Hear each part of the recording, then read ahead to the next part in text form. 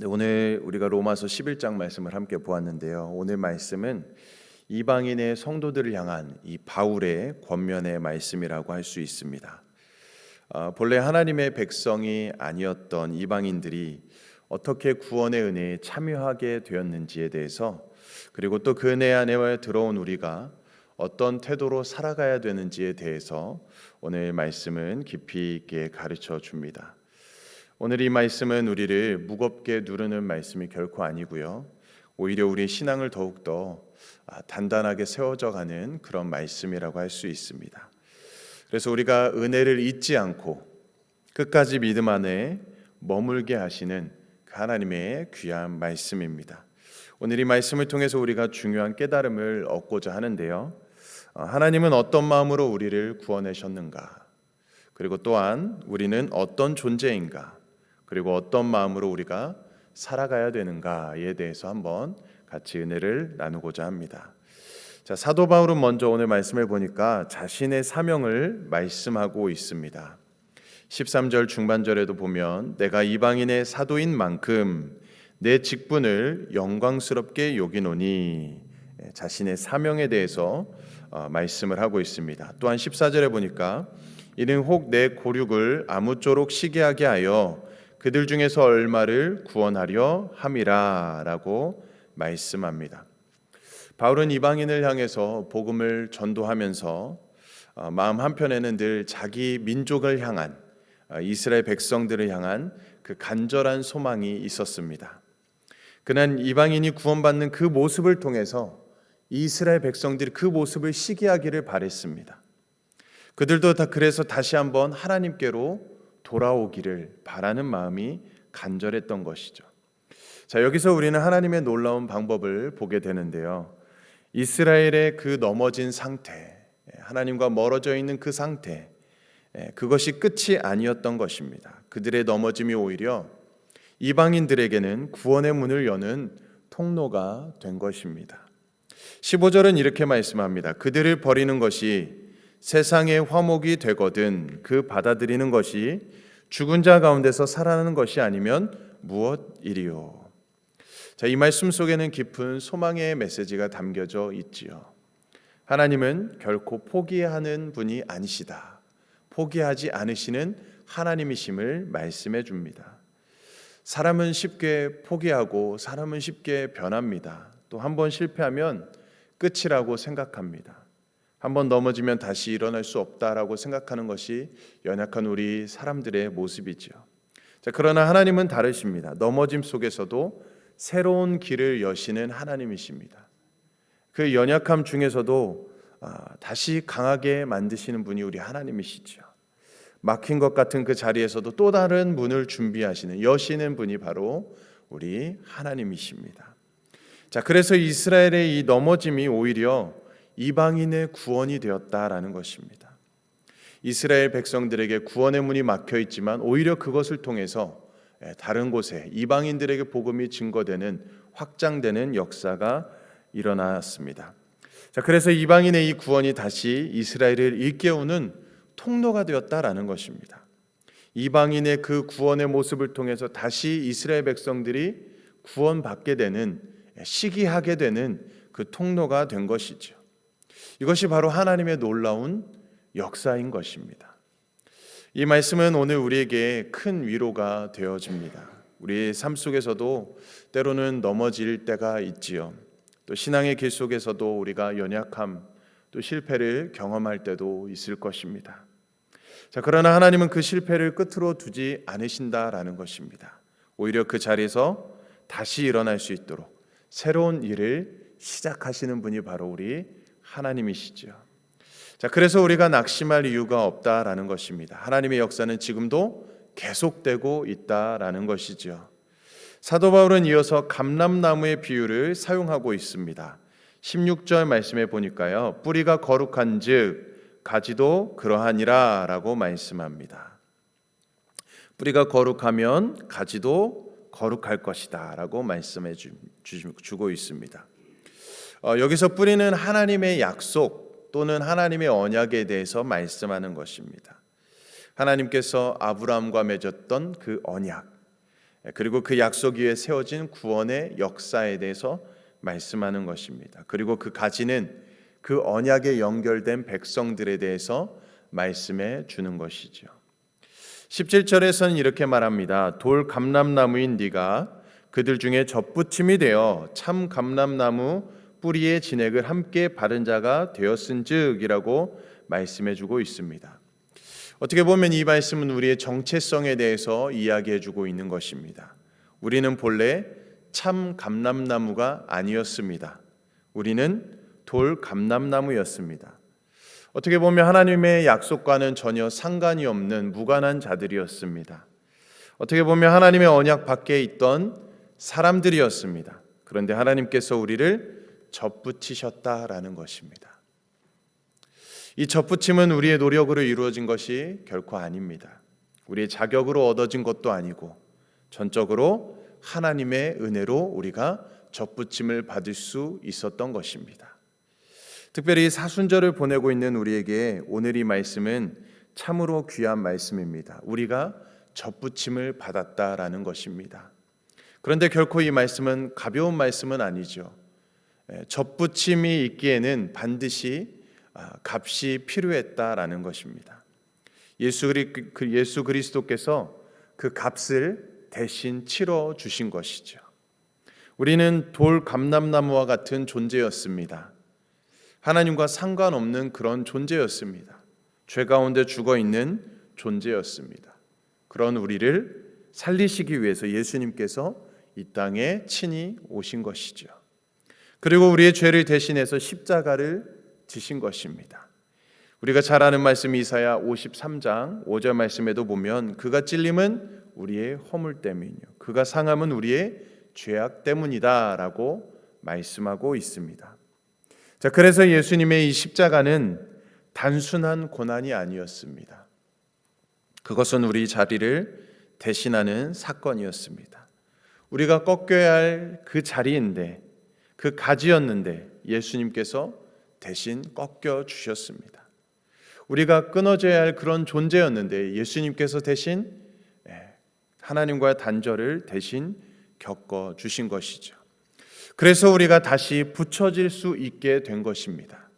그 예수님을 통해서 우리가 하나님과 다시 연결될 수 있게 된 것이죠. 사순절은 어떻게 보면 이 사실을 우리가 다시 기억하고 붙드는 시간입니다. 내가 얼마나 사랑을 받았는지, 내가 어떤 은혜를 받고 살아가고 있는지, 어떤 존재인지에 대해서 다시 한번 깨닫는 시간이죠. 그래서 우리는 결코 신앙생활을 가볍게 할 수가 없습니다. 우리의 구원은 값싼 것이 아니기 때문이지요. 자, 그래서 오늘 18절 말씀은 이렇게 말합니다. 그 가지들을 향하여 자랑하지 말라. 자랑할지라도 네가 뿌리를 보존한 것이 아니요 뿌리가 너를 보존하는 것이니라 라고 말씀해 줍니다. 어떻게 보면 이 말씀은 우리를 낮추고 또 우리를 겸손케 하는 그런 말씀이지요. 우리는 하나님을 붙들고 있는 존재가 아니라 하나님께서 우리를 붙들고 계시다는 것입니다.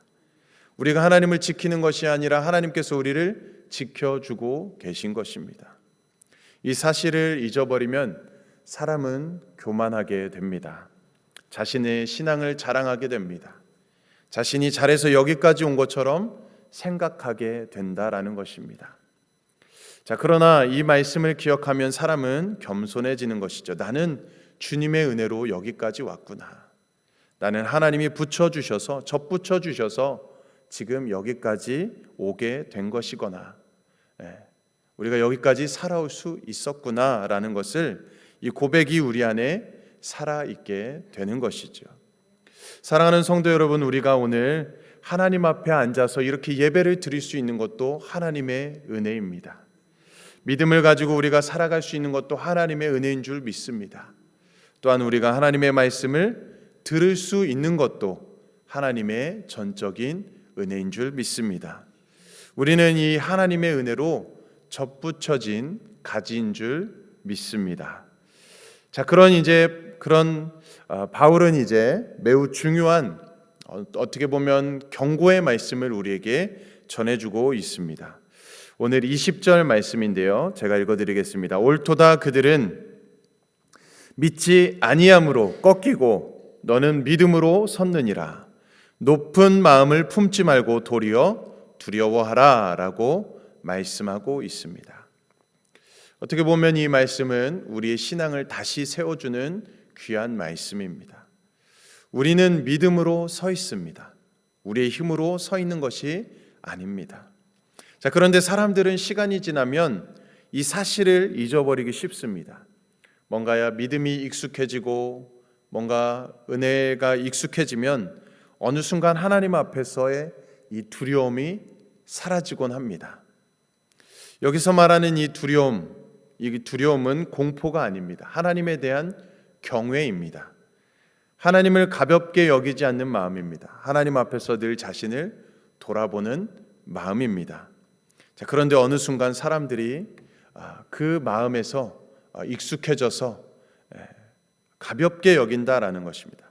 하나님을 두려워하지 않고 하나님을 경외하지 않고 하나님을 가볍게 여긴다라는 것이죠. 또 21절에서도 이렇게 엄중하게 말씀합니다. 하나님이 원 가지들도 아끼지 아니하셨은즉 너도 아끼지 아니하시리라. 하나님은 공의로우시고 거룩하신 분이십니다. 하나님은 사랑만 하시는 분이 아니시죠. 동시에 죄를 미워하시는 하나님이십니다. 이어서 22절도 이렇게 말씀합니다. 그러므로 하나님의 인자하심과 위엄하심을 보라. 자, 이 말씀은 하나님을 한쪽으로만 이해하지 말라라는 말씀이죠. 하나님은 인자한 분이시고 우리를 사랑하시는 분이시고 용서하시고 기다리시는 분이십니다. 그러나 동시에 하나님은 엄위하신 분이십니다. 거룩한 분이시고 불신앙을 그냥 지나치지 않으시는 분이시다라는 것입니다. 그래서 우리는 항상 이 공의의 하나님, 사랑의 하나님, 이 두 가지를 바라봐야 하는 것입니다. 그래서 우리 신앙이 결코 가벼워질 수 없는 것입니다. 그러면서도 우리가 물론 절망에 빠질 필요도 없는 것이죠. 자, 왜냐하면 23절 말씀은 소망을 말하고 있기 때문입니다. 자, 23절 말씀 우리 같이 한번 읽어보겠습니다. 시작. 그들도 믿지 아니하는데 머무르지 아니하면 접붙임을 받으리니 이는 그들을 접붙이실 능력이 하나님께 있음이라. 아멘. 자, 하나님은 다시 붙이실 수 있는 분이십니다. 끊어진 가지도 다시 붙이실 수 있는 능력이 우리 하나님에게 있으신 것이죠. 그래서 오늘 이 말씀이 우리의 소망이 되는 말씀입니다. 오직 하나님만이 우리의 유일한 소망이 되는 것이죠. 혹시 우리의 신앙이 약해져 있습니까? 혹시 우리의 마음이 뭔가 식어져 있습니까? 혹시 하나님과의 거리가 멀어진 것처럼 느껴지시는 분이 계십니까? 자, 그렇다 해도 오늘 말씀을 기억하시면서 끝이 아니다라는 것을 기억하시고 하나님께로 돌아오기만 하면 하나님은 다시 붙이실 능력이 있으신 하나님이시다. 붙이시는 하나님이시다. 이것이 하나님의 크신 사랑과 은혜다라는 것을 우리가 다시 한번 기억할 수 있기를 바랍니다. 말씀을 정리해 봅니다. 사랑하는 성도 여러분, 오늘 로마서 11장 말씀, 우리에게 매우 중요한 사실을 우리에게 다시 한번 깨닫게 해주는 말씀입니다. 우리는 스스로 서 있는 존재가 아닙니다. 우리는 은혜로 접붙여진 가지다라는 사실을 기억하시기 바랍니다. 이 사실을 잊지 않는 것이 신앙의 시작이고 또 이 사실을 끝까지 붙드는 것이 신앙의 완성일 것입니다. 그래서 이런 말씀도 있지 않습니까? 우리는 나는 포도나무요 너희는 가지라. 그가 내 안에 내가 그 안에 거하면 사람이 많은 열매를 맺나니 나를 떠나서는 너희가 아무것도 할 수 없음이라 라고 말씀해 주십니다. 우리가 이 사실을 끝까지 기억하시면서 우리가 신앙의 완성을 이뤄갈 수 있기를 바랍니다. 우리가 오늘 여기까지 온 것은 우리의 힘 때문이 아닙니다. 하나님께서 우리를 붙들어 주셨기 때문입니다. 지금도 하나님은 우리를 붙들고 계십니다. 그리고 앞으로도 하나님께서는 우리를 붙들어 주실 것입니다. 그러므로 우리는 결코 자랑할 수 없습니다. 교만할 수 없습니다.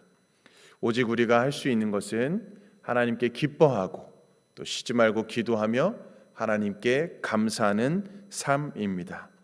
그리고 우리는 두려워해야 합니다. 하나님을 향한 거룩한 경외 속에서 우리는 살아가야 합니다. 은혜를 가볍게 여기지 않고 믿음을 당연하게 여기지 아니하고 날마다 하나님 앞에 서 있는 그 마음으로 살아가야 합니다. 사랑하는 성도 여러분, 오늘 이 말씀을 우리가 마음에 깊이 새길 수 있기를 바랍니다. 우리가 이렇게 한번 같이 외쳐보았으면 좋겠습니다. 제가 먼저 한번 외쳐볼 테니까요, 같이 따라해 봤으면 좋겠습니다. 나는 주님의 은혜로 붙여진 가지입니다. 한 번 더, 나는 주님의 은혜로 붙여진 가지입니다. 네, 우리가 주님의 은혜로 붙여진 가지임을 우리가 날마다 기억하시면서 오늘도 이 고백이 우리의 삶 속에 가득 살아있기를 바라면서 하나님의 인자하심과 하나님의 엄위하심을 우리가 함께 기억하시고 또 겸손한 마음으로 끝까지 믿음 안에 머물며 살아가는 저와 여러분들의 삶이 될 수 있기를 주님의 이름으로 간절히 축원드립니다. 아멘. 우리 함께 기도하겠습니다. 사랑의 하나님 아버지, 감사합니다. 오늘도 귀한 말씀으로 우리를 깨워주시고 우리의 마음을 다시 하나님 앞으로 인도해 주심에 감사드립니다. 하나님 아버지, 본래 하나님과 상관없던 우리를 예수 그리스도의 십자가 은혜로 접붙여 주시고 구원의 자리에 서게 하신 그 크신 은혜에 감사를 드립니다. 주님, 우리가 이 은혜를 당연하게 여기지 않게 하시고 혹시 우리 마음 가운데 교만함이 있었다면 이 시간 십자가 앞에 내려놓게 하여 주시옵소서. 특별히 이 사순절 기간 동안 우리 주님께서 우리 죄를 대신해서 십자가를 지신 그 사랑과 희생을 더욱 깊이 묵상하게 하여 주시옵소서. 우리가 꺾여야 할 존재였으나 주님께서 대신 꺾이심으로 오늘 우리가 하나님 앞에 서게 되었음을 날마다 기억하며 고백하며 살아가게 하여 주시옵소서. 하나님 아버지, 말씀 가운데 주신 것처럼 높은 마음을 품지 말고 하나님을 경외하는 마음으로 늘 겸손하게 살아가게 하여 주시옵소서. 하나님의 인자하심, 하나님의 어미하심을 함께 기억하며 끝까지 믿음 안에 머무는 삶을 살아가게 하여 주시옵소서. 혹시 믿음이 약해진 심령이 있다면 다시 붙들어 주시고 낙심한 마음이 있다면 십자가의 은혜로 새 힘을 얻게 하여 주시고 오늘 받은 말씀을 마음에 잘 새기며 날마다 감사함으로 살아가는 삶이 되게 하여 주시옵소서. 우리를 끝까지 붙들어 주시는 예수 그리스도의 이름으로 간절히 기도드리옵나이다. 아멘. 우리 다 같이 사순절 공동 기도문 우리 함께 고백하겠습니다. 거룩하신 하나님 아버지, 오늘도 우리를 십자가 앞으로 부르시는 주님의 은혜를 감사합니다. 사순절의 이 거룩한 여정 가운데 우리 모두가 한마음으로 주님을 바라보게 하옵소서. 주님, 우리의 마음을 살피시고 정결하게 하옵소서. 분주함 속에 잃어버렸던 기도의 자리로 돌아가게 하시고 익숙함 속에 묻어졌던 감사를 회복하게 하옵소서. 십자가를 묵상하며 나의 죄를 깨닫고 겸손히 회개하는 심령을 허락하여 주옵소서. 예수 그리스도의 고난을 기억합니다. 우리를 살리기 위해 자신을 내어주신 그 크신 사랑을 마음에 새기게 하옵소서. 말이 아니라 삶으로, 결단이 아니라 순종으로 주님 사랑에 응답하게 하옵소서. 이 사순절 동안 우리의 눈을 열어 이웃의 아픔을 보게 하시고 우리의 손을 열어 나눔을 실천하게 하시고 우리 입술을 열어 위로와 복음을 전하게 하시고 우리 교회를 하나 되게 하시고 세대와 직분을 넘어 모든 성도가 한 마음으로 기도하게 하시고 십자가 앞에서 겸손히 무릎 꿇게 하시고 우리 가정과 다음 세대를 붙드시고 고난의 자리에서도 믿음을 지키게 하옵소서. 주님, 이 40일의 기도가 형식이 되지 않게 하옵소서. 우리 삶을 변화시키는 거룩한 불씨가 되게 하시고 십자가의 길 끝에서 부활의 소망을 바라보며 더 깊이 주님을 사랑하는 공동체가 되게 하옵소서. 예수 그리스도의 이름으로 기도드립니다. 아멘. 시간 우리 멕시코라 준영 이사오로 아마존 조반소 아르헨티나 강기한 이후 김우진 박경희 선교사님께서 기도해 주시기 바랍니다. 우리가 전교인 캠페인은 끝났지만 우리가 길게 생각하며 끝까지 포기하지 아니하고 주님 응답하실 때까지 기도할 수 있도록 인도해 달라고, 성령으로 충만케 해달라고 기도해 주시기 바랍니다. 또 연약함 중에, 아픔 중에 계신 분이 있습니다. 수술을 앞두고 있는 분이 계십니다. 주님, 그 모든 연약함 중에, 아픔 중에 더욱더 주님의 선하신 뜻을 발견하게 하시고 또 그 시간을 통해서 온전히 치유되고 회복되는 은혜가 임할 수 있도록, 약함 중에 강함이 될 수 있도록 역사해달라고 기도해 주시기 바랍니다. 그 외에도 우리 각자 기도 제목을 가지고 이 시간 주님의 이름으로 외치며 합심으로 기도하겠습니다.